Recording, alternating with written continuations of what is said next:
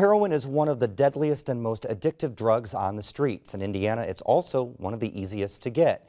Once mostly isolated to the inner city, heroin's worming its way into suburban and rural parts of the state. As Simon Thompson reports in this first of a two-part series, addiction happens quickly, and for users, getting clean and staying clean can be a lifelong battle. Blues musician Jason Ritchie was 11 and a half years sober with the world at his feet. A record deal, a touring schedule that took him around the globe, and a slew of awards. I have a 2010 BMA award. That's a Blues Music Award. It's a division of the Grammys for the best harmonica player of the year that year. I have records in stores. I have everything. Living in New Orleans and playing in bands exposed Ritchie to a subculture where drug experimentation and recreational use was customary. I met a girl. She was a junkie. It was pretty much my job to make sure that she could get the drug so that she didn't have to sell her body. Despite more than a decade of restraint, Ritchie eventually fell victim to his environment. There were so many other musicians that were doing it. We had dope dropped off on the gigs. Sometime I wasn't the only one. Within 6 months, recreational use spiraled into a full-blown daily addiction. Sometimes he'd black out and lose track of days. Eventually, he became completely incapable of touring. But it wasn't until his girlfriend at the time got arrested for heroin possession and prostitution that Ritchie decided to get clean. Ritchie knew he wasn't going to be able to do it in New Orleans, so he came to stay with some friends in Indiana while he waited to get into a treatment program. They were the only ones that would take me.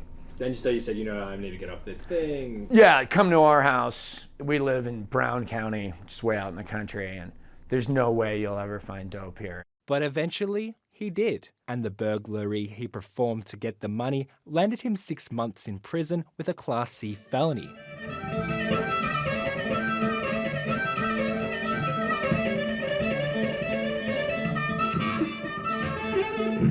Ritchie still plays in smaller venues in the area, but he can't leave the state to go on bigger tours. He's not selling as many records or getting much play on the radio. With royalty checks getting slimmer, he's been forced to get creative, and now he makes most of his money teaching harmonica over Skype. For a draw, for example, you're bending down.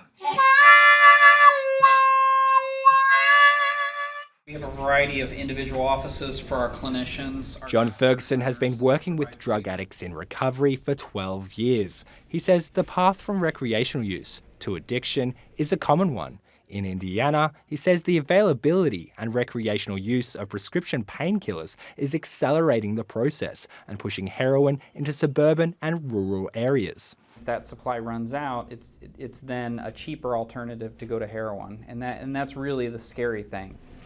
Prosecutor Aaron Negengard spearheaded an aggressive prosecution program to curb the increasing accessibility of heroin. Dealers in Dearborn County can be charged with reckless homicide if they're found to have sold drugs to an addict who overdoses and dies. We've had big-time dealers say, I'm not coming to Indiana to deliver drugs because of the penalties here and the prosecution. So that's good. While this approach has helped to funnel users into treatment programs, Negengard acknowledges that the higher penalties don't do much to curb the demand for heroin. Ultimately, he says users will travel to other counties or cross state lines to buy it. I was willing to sell myself for dope. Absolutely. Would rather have done it myself than let her do it. Wow. Is there any kind of extremes you had to go to get that dope for her or yourself? Oh yeah, you name it. Yeah. Lie, cheat, steal, prostitution, the whole nine.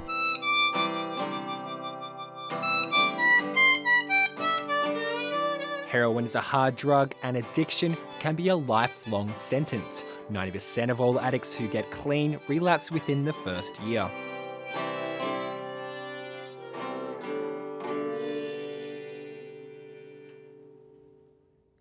Coming up next week, our two-part series on heroin addiction continues. As demand for heroin increases, dealers are willing to do anything to make it stretch and to make it more potent. Heroin is mixed with everything from prescription painkillers to powdered milk. Most of us that have been using a while choose to inject. Yeah. the danger in doing that is nobody tests dope first. They don't say, okay, well, let me do a little bit and see how strong it is. Never met anybody ever who does that. It's amazing that there's not more deaths. Heroin in Indiana can range from 10 to 70% purity. When addicts switch dealers, they make assumptions about the potency, and that's when they can overdose and die.